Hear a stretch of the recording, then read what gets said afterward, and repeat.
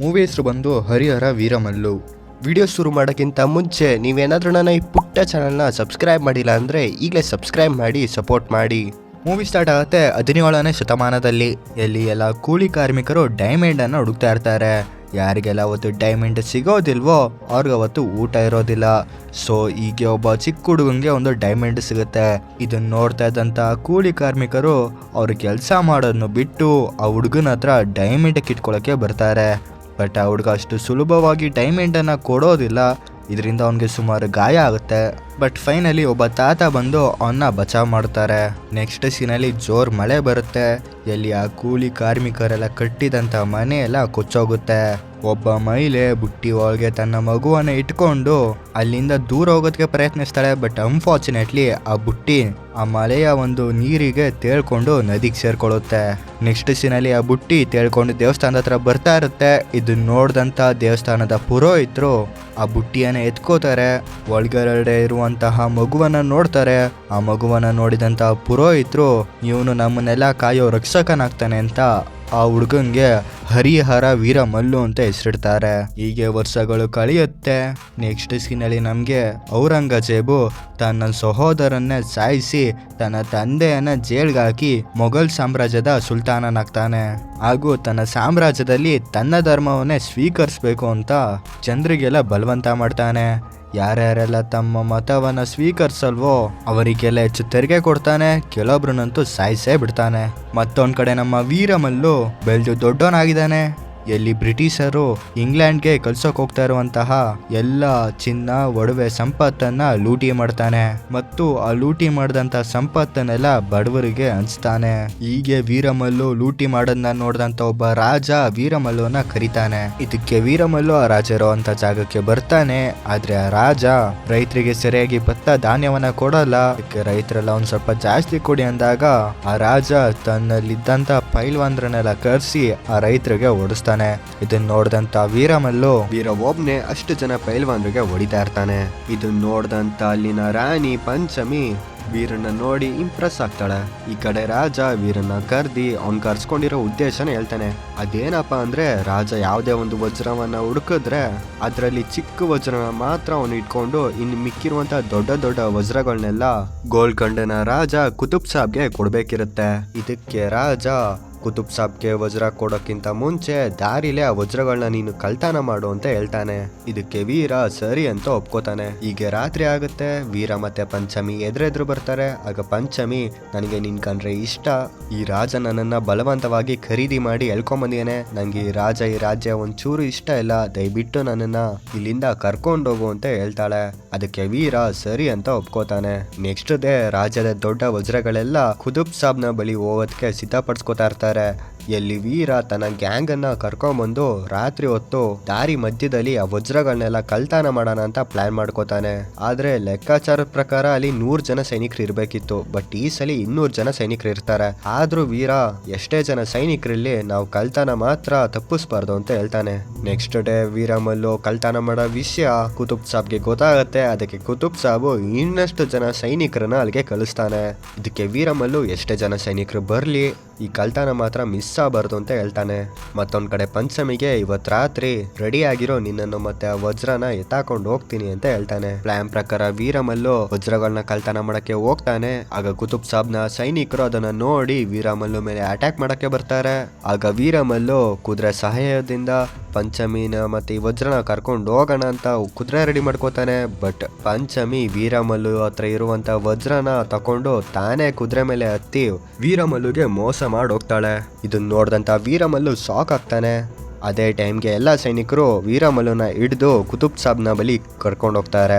ಎಲ್ಲಿ ಕುತುಬ್ ಸಾಬು ವೀರಮಲ್ಲು ಇಷ್ಟು ಜನ ಸೈನಿಕರಿದ್ರು ಸಹ ಎದುರದೆ ಧೈರ್ಯದಿಂದ ಹೋರಾಡಿದ್ಯಾ, ನಾನು ಹಿಂಗೇನು ಮಾಡಲ್ಲ, ನೀನ್ ನಂಗೊಂದು ಸಹಾಯ ಮಾಡ್ಬೇಕು ಅಂತ ಕೇಳ್ಕೊತಾನೆ. ಇದಕ್ ವೀರಮಲ್ಲು ಏನ್ ಮಾಡ್ಬೇಕಂತ ಕೇಳ್ತಾನೆ.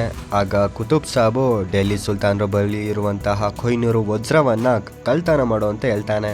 ಆ್ಯಂಡ್ ನೀನೇನಾದ್ರೂ ಈ ಮಿಷನ್ನ ಕಂಪ್ಲೀಟ್ ಮಾಡಿದ್ರೆ ನೀನು ನಿನ್ನ ಜೀವನದಲ್ಲಿ ಇನ್ಯಾವತ್ತೂ ಕಳ್ತನ ಮಾಡಬಾರ್ದು, ಅಷ್ಟು ಸಂಪತ್ತನ್ನು ನಿಂಗೆ ಕೊಡ್ತೀನಿ ಅಂತ ಹೇಳ್ತಾನೆ.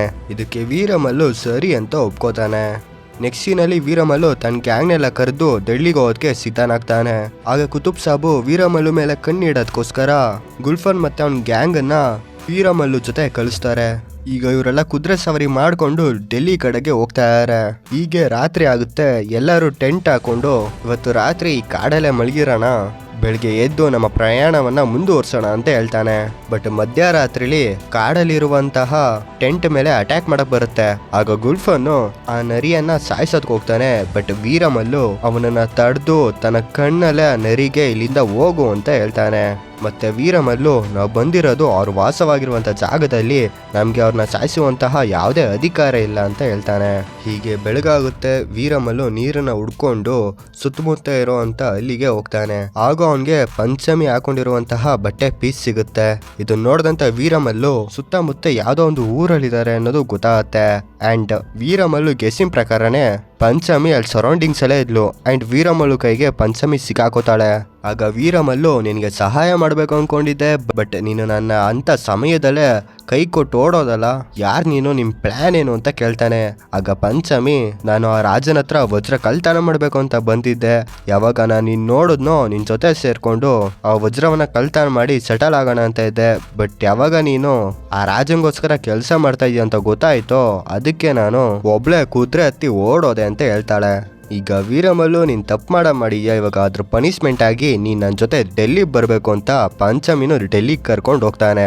ಹೀಗೆ ದಾರಿ ಮಧ್ಯದಲ್ಲಿ ಒಂದು ಊರಿಗೆ ಹೋಗ್ತಾನೆ. ಆ ಊರಲ್ಲಿ ನೀರಿನ ಬರ ಬಂದಿರುತ್ತೆ. ಆಗ ವೀರಮಲ್ಲು ತಾನು ಸಂಗ್ರಹಿಸಿರುವಂತಹ ಆಹಾರ ಮತ್ತು ನೀರನ್ನ ಅವ್ರಿಗೆ ಕೊಡ್ತಾನೆ. ಮತ್ತೊಂದು ಕಡೆ ಊರಲ್ಲಿ ಮಳೆ ಆಗೋದಕ್ಕೋಸ್ಕರ ಒಂದು ಯಜ್ಞವನ್ನ ಮಾಡ್ತಾ ಇರ್ತಾರೆ.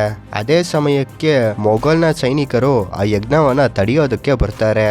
ಆ ಯಜ್ಞ ನಡೀತಾ ಇರುವಂತ ಜಾಗದ ಸರೌಂಡಿಂಗ್ಸ್ ಅಲ್ಲೆಲ್ಲ ಒಣಗೋಗಿರುವಂತಹ ಹುಳ್ಳಿ ಇರುತ್ತೆ. ಇದನ್ನ ಗಮನಿಸಿದಂತ ವೀರಮಲ್ಲು ಬೆಂಕಿ ಹಚ್ತಾನೆ. ಇದರಿಂದ ಸುತ್ತಮುತ್ತ ಬೆಂಕಿ ಉರಿಯುತ್ತೆ. ಆಗ ಮೊಘಲ್ ಸೈನಿಕರು ಯಜ್ಞವನ್ನ ತಡೆಯಕ್ಕಾಗದೆ ಅಲ್ಲಿಂದ ಹೊರಡ್ತಾರೆ. ಇದಾಗಿದ್ದು ಸ್ವಲ್ಪ ಹೊತ್ತಲ್ಲೇ ಯಜ್ಞದ ರಿಸಲ್ಟ್ ಆಗಿ ಜೋರಾದ ಮಳೆ ಬರುತ್ತೆ. ಇದರಿಂದ ಇಡೀ ಊರ್ಗೂರೇ ಸಂಭ್ರಮವನ್ನ ಪಡ್ತಾರೆ. ಹೀಗೆ ವೀರಮಲ್ಲು ಮತ್ತೆ ಅವ್ರ ಗ್ಯಾಂಗ್ ಅವರೆಲ್ಲ ಡೆಲ್ಲಿಗೆ ಎಂಟ್ರಿ ಕೊಡ್ತಾರೆ. ಇಲ್ಲಿ ವೀರಮಲ್ಲು ಜೊತೆ ಕುತುಬ್ ಸಾಬ್ನ ಸೈನಿಕರಿರೋದ್ರಿಂದ ಅವ್ರಿಗೆ ಡೆಲ್ಲಿಯಲ್ಲಿ ಆರಾಮಾಗಿ ಎಂಟ್ರಿ ಆಗುತ್ತೆ. ಈಗ ಗುಲ್ಫನ್ ಖಾನು, ನಿಜ ಹೇಳು, ನೀನು ಕೊಯ್ನೂರು ವಜ್ರ ಕದಿಯಕ್ಕಂತೂ ಡೆಲ್ಲಿ ಬಂದಿಲ್ಲ, ನಿನ್ನ ನಿಜವಾದ ಪ್ಲಾನ್ ಏನು ಅಂತ ಕೇಳ್ತಾನೆ. ಆಗ ವೀರಮಲ್ಲು ಫ್ಲಾಶ್ ಬ್ಯಾಕ್ ಹೇಳ್ತಾನೆ. ಇಲ್ಲಿ ಫ್ಲಾಶ್ ಬ್ಯಾಕ್ ಅಲ್ಲಿ ಹಿಂದೂ ಧರ್ಮವನ್ನ ರಕ್ಷಣೆ ಮಾಡೋದಕ್ಕೆ ಬೆಳ್ಸೋಕೆ ಅಂತ ಸೌತ್ ಇಂಡಿಯಾದಲ್ಲಿ 5 ಜನ ಗುರೂಜಿಗಳಿರ್ತಾರೆ. ಇದರಿಂದ ಔರಂಗಜೇಬು ಇಸ್ಲಾಂ ಮತನ ಪ್ರಚಾರ ಮಾಡ್ಬೇಕಂತ 5 ಜನ ಗುರುಗಳನ್ನ ಬಂಧಿಸಿ ಸಾಯಿಸೋದಕ್ಕೆ ಹೋಗ್ತಾನೆ. ಬಟ್ ಯಾವಾಗ ಔರಂಗಜೇಬು 5 ಜನ ಗುರುಗಳನ್ನ ಸಾಯಿಸೋದಕ್ಕೆ ಹೋಗ್ತಾನೋ, ಆ 5 ಜನ ಗುರುಗಳ ಮುಖದಲ್ಲಿ ಒಂಚೂರು ಭಯ ಇರೋದಿಲ್ಲ. ಇದರಿಂದ ಔರಂಗಜೇಬು, ನಿಮ್ಮ ಮುಖದಲ್ಲಿ ಸಾಯೋ ಭಯ ಇಲ್ಲ, ಏನಿಲ್ಲ, ಇದರಿಂದ ಇರುವಂಥ ರಹಸ್ಯ ಅಂತ ಕೇಳಿದಾಗ 5 ಜನ ಗುರುಗಳು, ನಾವೇನಾದರೂ ಸತ್ರೆ ನನ್ನ ಶಿಷ್ಯ ಆದಂಥ ವೀರಮಲ್ಲು ಹಿಂದೂ ಧರ್ಮದ ಸಂರಕ್ಷಣೆ ಮಾಡ್ತಾನೆ, ಅವನು ಹಿಂದೂ ಧರ್ಮದ ಪ್ರಚಾರ ಮಾಡ್ತಾನೆ, ಬೆಳೆಸ್ತಾನೆ ಅಂತ ನಮಗೆ ಧೈರ್ಯ ಇದೆ, ನೀನೇನು ಬೇಕಾದ್ರೂ ಮಾಡ್ಕೊ ಅಂತ ಹೇಳ್ತಾರೆ. ಇದಕ್ಕೆ ಔರಂಗಜೇಬು ಫಸ್ಟು ಆ ವೀರಮಲ್ಲನ್ ಸಾಯಿಸಿ ಆಮೇಲೆ ನಿಮ್ಮನ್ನ ಸಾಯಿಸ್ತೀನಿ ಅಂತ ಅವ್ರನ್ನ ಈಗಲೂ ಡೆಲ್ಲಿಯಲ್ಲಿ ಬಂಧಿಸಿದ್ದಾನೆ. ಇದರಿಂದ ಗೊತ್ತಾಗೋದೇನೆಂದ್ರೆ ವೀರಮಲ್ಲು ಕೊಯ್ನೂರು ವಜ್ರಕ್ಕಲ್ಲ 5 ಜನ ಗುರುಗಳನ್ನ ಬಿಡಿಸ್ಕೊಂಬರಕ್ಕಲ್ಲಿ ಹೋಗಿದ್ದಾನೆ ಅಂತ ಗೊತ್ತಾಗುತ್ತೆ. ಡೆಲ್ಲಿಯಲ್ಲಿ ಎಂಟ್ರಿ ಕೊಡ್ತಿದ್ದಂಗೆ ವೀರಮಲ್ಲುಗೆ ಡೆಲ್ಲಿಯ ಸೈನಿಕರೆಲ್ಲ ಅಲ್ಲಿನ ಬಡ ಜನರಿಗೆ, ಹಿಂದೂಗಳಿಗೆ ಚಿತ್ರಹಿಂಸೆ ಕೊಡೋದು ಕಾಣುತ್ತೆ. ಇಲ್ಲಿ ಒಬ್ಬ ಸೈನಿಕ ಒಬ್ಬ ಗರ್ಭಿಣಿ ಸ್ತ್ರೀಯನ್ನ ಸಾಯಿಸೋದಕ್ಕೆ ಹೋಗ್ತಾನೆ. ಇದನ್ನ ನೋಡ್ದಂತ ವೀರಮಲ್ಲು ಆ ಡೆಲ್ಲಿ ಸೈನಿಕರ ವಿರುದ್ಧ ಹೋರಾಡ್ತಾನೆ. ಇದನ್ನ ನೋಡ್ದಂತ ಅಲ್ಲಿರುವಂತ ಹಿಂದೂಗಳೆಲ್ಲ ವೀರಮಲ್ಲು ಸಪೋರ್ಟ್ಗೆ ಹೋಗ್ತಾರೆ. ಅಂಡ್ ಫೈನಲಿ ಅವರೆಲ್ಲರೂ ಸೇರ್ಕೊಂಡು ಡೆಲ್ಲಿಯ ಗೇಟ್ ಇಂದ ಆ ಸೈನಿಕರನ್ನೆಲ್ಲ ಹೊರಗಾಕ್ತಾರೆ. ಈ ವಿಷಯ ಔರಂಗಜೇಬು ಗೊತ್ತಾಗುತ್ತೆ. ಹಾಗೂ ಔರಂಗಜೇಬು ತನ್ನ ಸೈನ್ಯವನ್ನ ಕರ್ಕೊಂಡು ವೀರಮಲ್ಲು ವಿರುದ್ಧ ಹೋರಾಡೋದಕ್ಕೆ ಅಂತ ಹೋಗ್ತಾನೆ. ಈ ವಿಷಯ ಅವಾಗ ವೀರಮಲ್ಲು ಗೊತ್ತಾಗುತ್ತೋ, ವೀರಮಲ್ಲುನು ಅವ್ನ ಗ್ಯಾಂಗ್ನ ಕರ್ಕೊಂಡು ಔರಂಗಜೇಬ್ ವಿರುದ್ಧ ಹೋರಾಡೋದಕ್ಕೆ ಹೋಗ್ತಾನೆ. ಬಟ್ ಇವರಿಬ್ರು ಯುದ್ಧ ಮಾಡಬೇಕು ಅಷ್ಟರಲ್ಲಿ ಒಂದು ಸುಂಟರ ಗಾಳಿ ಬರುತ್ತೆ. ಆ ಸುಂಟರ ಗಾಳಿ ಒಂದ್ ಕಡೆ ಔರಂಗಜೇಬು ಮತ್ತೆ ಇನ್ನೊಂದ್ ಕಡೆ ವೀರಮಲ್ಲುನ ಗ್ಯಾಂಗ್ ಅವ್ರನ್ನೆಲ್ಲ ಗಾಳಿಯಲ್ಲಿ ತೂರ್ಕೊಂಡು ಹೋಗ್ತಾರೆ. ಈಗ ಉಳ್ದಿರೋದು ವೀರಮಲ್ಲು ಮತ್ತೆ ಔರಂಗಜೇಬು. ಇವರಿಬ್ರು ಇನ್ನೇನು ಫೈಟ್ ಆಡ್ಬೇಕು ಅಷ್ಟರಲ್ಲಿ ಈ ಮೂವಿ ಮುಗಿಯುತ್ತೆ. ಈಗ ಇವರಿಬ್ರು ಫೈಟ್ ಆಡಿದಾಗ ಯಾರು ಗೆಲ್ತಾರೆ, ಮುಂದೆ ಏನಾಯ್ತು ಅದೆಲ್ಲ ನಮ್ಗೆ ಪಾರ್ಟ್ 2 ಅಲ್ಲಿ ಕೊಡ್ತಾರೆ. ಅದೆಲ್ಲನೂ ನಾವು ಹರಿಹರ ವೀರಮಲ್ಲು ಪಾರ್ಟ್ 2 ಅಲ್ಲಿ ನೋಡ್ಬೇಕು. ಸೊ ಇದಾಗಿತ್ತು ಈ ಮೂವಿಯ ಕತೆ. ಇನ್ನೂ ಹೊಸ ಮೂವಿ ಎಕ್ಸ್ಪ್ಲೇನ್ಗಾಗಿ ನನ್ನ ಈ ಪುಟ್ಟ ಚಾನಲ್ನ ಸಬ್ಸ್ಕ್ರೈಬ್ ಮಾಡಿ. ಸಿಗುವ ನೆಕ್ಸ್ಟ್ ವಿಡಿಯೋದಲ್ಲಿ. ಬಾಯ್ ಬಾಯ್.